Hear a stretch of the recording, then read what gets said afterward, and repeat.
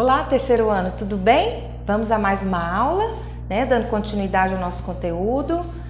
E particularmente esse é um assunto que eu gosto muito, que é variantes linguísticas, né? E o título da nossa aula vai ser Interferência da variação linguística no significado dos textos, que é referente às aulas 19 e 20. Então vamos ver de que maneira essa variação linguística vai interferir no texto e de que maneira as escolas hoje estão se posicionando, os conteúdos referentes a Enem, vestibulares, de que maneira eles estão cobrando. Então, há uma conversinha bastante informal. Bom, o ensino da norma culta é uma das responsabilidades centrais da escola. Então, a gente sabe que quando a gente está quando a gente trabalha nesse universo escolar, a escola se preocupa com esse ensino da norma culta e ela é responsável por isso, né? Sabe-se que o aprendizado da norma padrão e de suas regras tem muita semelhança com o de uma língua estrangeira. Por que isso? Quando a gente começa a trabalhar uma nova língua, a gente começa do zero, né? Vai por partes e não é diferente o aprendizado dessa norma padrão, né? É como se a gente estivesse aprendendo uma nova língua. Por isso que se compara ao ensino de uma língua estrangeira, né? Porque a gente vai começando devagarzinho, por partes, para a gente entender o que é essa norma padrão. A melhor forma de aprender uma língua é o convívio estreito com seus falantes. Então, assim como a gente vai aprender uma língua, uma nova língua, a gente aprende mais rápido quando a gente convive com os falantes dessa língua. Na norma padrão não é diferente, né? Então a gente vai convivendo com esses falantes da língua, a gente vai absorvendo essas novas maneiras de falar, né? E isso é o jeito mais prático para a gente entender essa norma culta, tá? Convivendo com falantes. Como a norma padrão é mais comumente usada na modalidade escrita, quanto mais o aluno lê, mais ele vai se familiarizando com ela. É isso que a gente sempre propaga dentro da sala de aula. Aquele aluno que está sempre lendo, que está sempre antenado, ele absorve intuitivamente essa norma padrão, né? Então isso, quando ele for achando necessário e for sendo preciso, ele vai utilizar essa norma padrão normalmente. Então, quanto mais se lê, mais se vai aprendendo, né? E vai absorvendo essa norma padrão. Isso quer dizer que a responsabilidade de trabalhar a norma culta da língua com o aluno não é exclusiva da disciplina de língua portuguesa e deve ser compartilhada com as demais. O que ocorre, né, conosco da língua portuguesa? Aí, se o aluno comete determinado erro, mas o professor de língua portuguesa não ensinou direito, né? Então, geralmente é dessa forma. Só que a gente tem que entender que toda pessoa é falante da língua.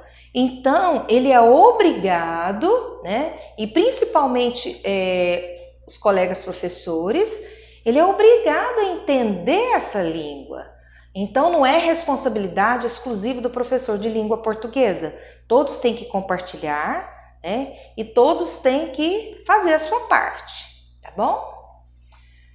Ocorre que, porém, os falantes, além de saberem usar os recursos da língua, querem saber justificá-los, a fim de aumentar a segurança de uso. Então, quanto mais eu tenho noção da norma padrão, eu vou sendo habituada a utilizar essa norma padrão, tanto oral quanto escrito, né? Isso não é interessante. Então, quanto mais eu aprendo, aí eu quero saber por que aqueles fenômenos linguísticos acontecem.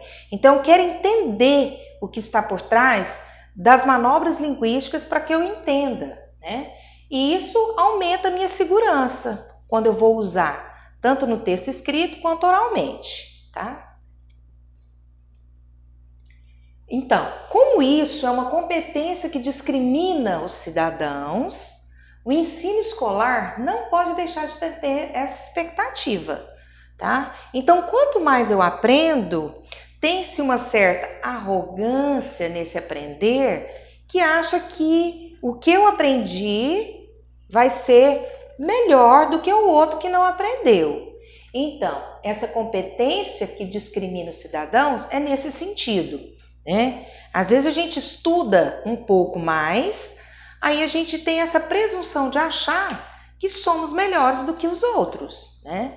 É aí onde a gente faz necessário incluir na programação aulas dedicadas a uma reflexão sobre casos em que existe diferença entre a norma culta formal e a informal, entre a modalidade escrita e a falada.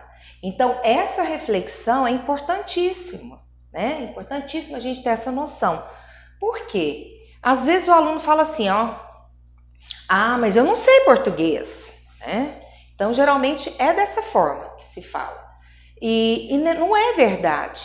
Por quê? Essa reflexão é pautada nessa diferença. Então, cabe ao professor explicar que existe a norma culta formal e a informal, existe também a modalidade escrita e a falada. Então, quando se abre esse leque para essa reflexão e essa discussão pautada em cima dessa norma culta formal e informal, e o que é escrita e a fala, vai ficar bem mais fácil, porque o aluno vai compreender que em determinadas situações é necessário utilizar a norma culta formal.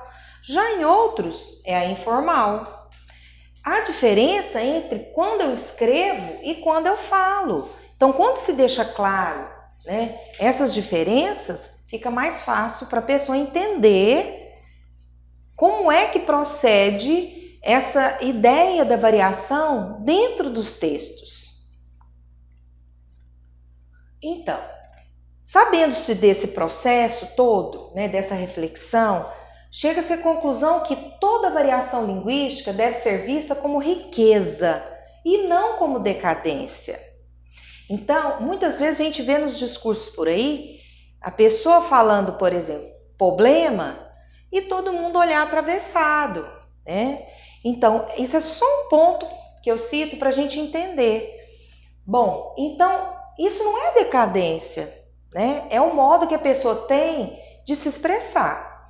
Então, esses usos linguísticos tidos como incorretos, né, na maioria dos casos, não são absurdos, nem manifestação de degradação da língua. Mas é o quê? É a aplicação de outras possibilidades também previstas no sistema linguístico, as quais, entretanto, não ganharam a preferência dos usuários da norma padrão. Então, tudo aquilo que é usual, tudo aquilo que é tido como algo recorrente, as pessoas acham que é o correto. Então, quando se tem um erro, né, dessa forma como eu coloquei, as pessoas veem de mal, não tem uma boa visão, né? Já vem aquele preconceito linguístico. É isso que as escolas têm que trabalhar, tá? Em cima dessa visão preconceituosa da língua. Então, o que deve ser feito, né? Identificar, respeitar as diferentes variedades linguísticas. Isso é algo louvável, tanto pela necessidade de conviver harmoniosamente em meio à nossa diversidade cultural. Então, por quê? Eu identifico, eu respeito, o que eu estou fazendo? Ali eu estou tentando conviver harmoniosamente dentro dessa diversidade cultural que é o nosso Brasil continental, né? Então, não tem como atribuir uma única fala, né? São vários falares, são várias culturas, e a língua é essa expressão cultural, ela que vai determinar como é que é os costumes daquele povo, daquela região, e isso é muito bonito, né? Então o Brasil é capaz de ser exemplo disso aí, tá? Dessa diversidade cultural, e através da língua que a gente vai percebendo isso, e isso tudo é muito bonito, né? Então, é necessário isso, né, para respeitar essa diversidade cultural e também para identificar o valor estético de textos que refletem as diferentes manifestações culturais dos variados grupos sociais que compõem uma nação, né? Então, se a gente fosse comparar, por exemplo, os textos de Gil Vicente, na modernidade ele seria excluído, né? E quem foi Gil Vicente, né? Um grande poeta. Então, se a gente observar a fala, as músicas, né? Patativa da Saré, aí tem Luiz Gonzaga. Então, com toda a sua variante, que determina dentro de seus textos, de sua obra, a cultura de um povo, né? Então, a gente tem esse olhar mais aberto para essas variações linguísticas. E os vestibulares, hoje em dia, eles vão trabalhar dessa forma. Não é mais para identificar que tipo de variação, não é dessa forma que é cobrado. É cobrado um texto para você identificar ali que tipo de variação existe e de que maneira aquele sentido está sendo expresso no texto. Então é desse jeito, tá? Então às vezes ele cobra uma variação histórica, uma variação geográfica, social, tá? Mas sem determinar essa parte da teoria. Ele quer identificar a sua prática, né? Então aqui espero que a gente tenha atendido as suas dúvidas, né, quanto a esse conteúdo, que é bem rico e é um dos que eu mais gosto de trabalhar. E depois de assistir a aula, o que vocês vão fazer? Aprofundar no livro-texto, fazer as atividades da apostila e o caderno de exercícios, tá bom? Aí você vai sanar suas dúvidas e esperar a nossa live. Tchau!